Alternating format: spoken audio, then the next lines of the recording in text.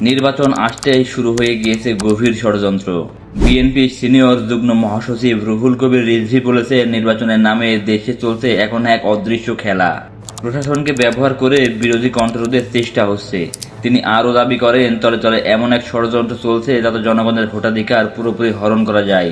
এটা কারা ধারণ করেছেন, এটা কারা এই কাজ করছেন, এটা নিশ্চয়ই রাষ্ট্রের অত্যন্ত গভীরে অথবা এমন ব্যক্তিরা করছেন যাদের সাথে আন্তর্জাতিক কোনো শক্তির সম্পর্ক রয়েছে।